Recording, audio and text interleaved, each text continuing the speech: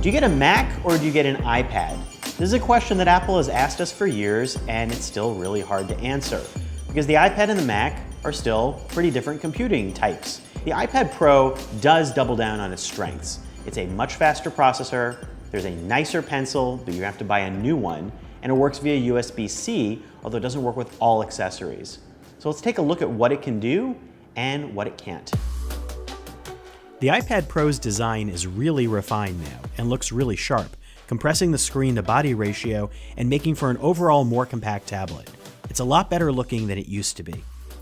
The 12.9-inch version has shrunken down to land in between last year's 10.5 and 12.9-inch versions, while having the same screen size as last year. The less expensive 11-inch model, which adds more screen into the 10.5 size, is what I'd prefer, but at least the 12-inch version isn't crazy big anymore.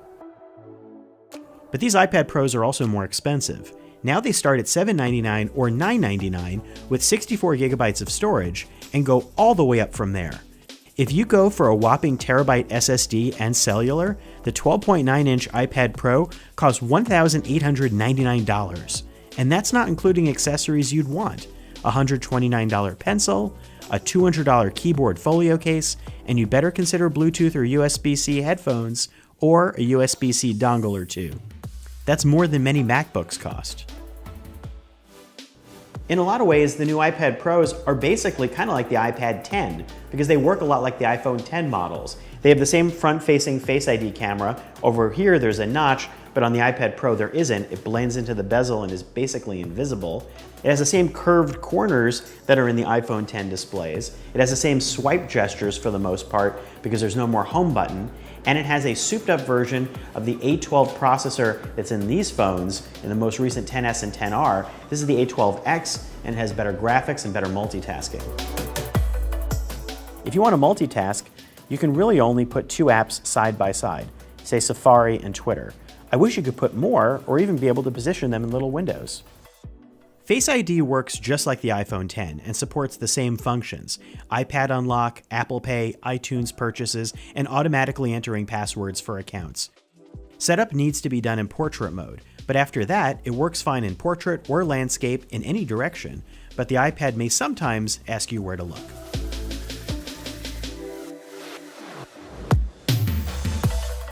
The front-facing camera has the same depth sensing technology as the iPhone XS, so it also takes portrait selfies.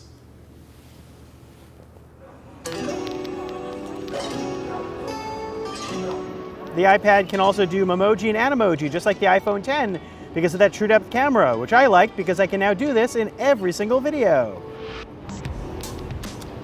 Of course, you don't want to be the weird person taking iPad photos in public, but if you do, it takes some really nice shots. How do you navigate this thing? Well, the gesture language is pretty much the same as the iPhone 10, with a few extra wrinkles for iPad users. You swipe down to get notifications, and if you want to get to the control center, you have to swipe from the top corner, which is a little bit annoying. And if you want to get to the home screen once you're inside an app, well then you just swipe from the bottom all the way up and swipe the app away. But if you want to get to the app dock, you have to do like a half swipe. You have to swipe up a little bit to get to the apps that you want to select. And if you want to get to the apps that are already open, you swipe a little bit more, swipe a little bit more, so it gets a little confusing to get to the open apps. Getting that feel for how much you have to swipe can get a little bit strange sometimes. The nicest thing about the pencil is that it finally has a place to go. Not only will it not roll off the table because the side is flat, but it magnetically charges and sticks to the side of the iPad. You don't have to worry about where else to put it, whether you're sticking it in your pocket or trying to stick it into your ear or put it in your mouth. You don't have to put it in your mouth anymore. You can just click it to the side of the iPad. There, done. The new pencil has capacitive double tap, almost like AirPods. It does only one thing per app though, and not many apps support it yet. Notes lets you switch between your pen and your eraser. But the really annoying thing about Pencil is you'll need to buy a new one. Old Apple Pencils won't work with it, which is ridiculous. And the new Pencil won't work with older iPads. The rest of Pencil's drawing sensitivity and latency seems similar to the older one. But I mostly draw Triceratops, so I talked to a real artist instead. I've been in print for 40 years. Drawing on paper, and then the last 4 years drawing on the iPad. I do a lot of live drawing, a lot of, I call it digital journalism, visual journalism, where I travel around and draw what I see. And so having it portable obviously is great. I don't call myself a caricaturist, because I was never trained to do that. I seem to be able to do it a little bit more easily on the iPad. The ability to erase a line instantaneously, so you just keep making the mark until you think it's right. I'm not used to the feel of this yet. It has a little bit more pull than the previous iPad. It was much more loose and fluid. It pulls more like a real pencil. And I'll get used to it, but I really got used to the old pencil that was really loose and fluid, and I liked what it did to my work, because my work is really quick and relaxed. I think I'm done. What do you think? Oh, wow. That's really good. It looks a lot better than me. The iPad Pro now has USB-C, replacing Lightning, which seems like a big move. It's not as wild as you might expect. Its coolest trick is that you can reverse charge phones or just about anything else. Accessories are more hit and miss. Third-party dongles can be used instead of Apple's. Also, while this iPad gained USB-C, it dropped both Lightning and a headphone jack. So for headphones, you're going to need something Bluetooth, USB-C, or find an adapter. Well, you think hopefully the iPad will finally connect to external monitors and do cool things, but the new iPad Pro has limitations.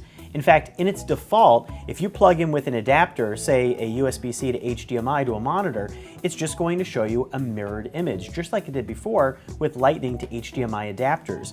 And it's pillar boxed, so it doesn't take advantage of anything on the monitor, and you can't do a second screen. Now, third-party apps will take advantage of second displays up to 5K resolution. There aren't really very many yet. But you can see, for instance, a movie trailer, like this one for Bernie the Dolphin, will take advantage of the whole display right there to enjoy Bernie the Dolphin in all its glory. And wasn't the dream of USB-C to skip having a dongle altogether? Well, it doesn't always work like that. In fact, I tried connecting USB-C to this Dell USB-C monitor, and unfortunately, it didn't work. Until more apps and accessory solutions arrive to make the most of this new iPad Pro, it's a pretty hard tablet to judge. Is the iPad Pro for you? Well, if you're an art professional who's already liked the idea of what the iPad brought to the table, sure, this is great if you can afford it. But if you're somebody who's wanted this to replace your Mac, someone like me who's like a real serious writer, it's not exactly my perfect device. Is it for you? I have no idea. But check out that question mark, that's pretty amazing.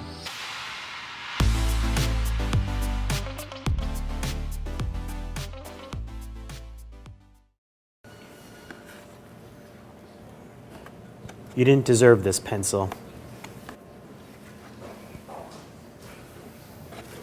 Good night, sweet prince. Did you just bury something in that plant? Yes, I buried $100.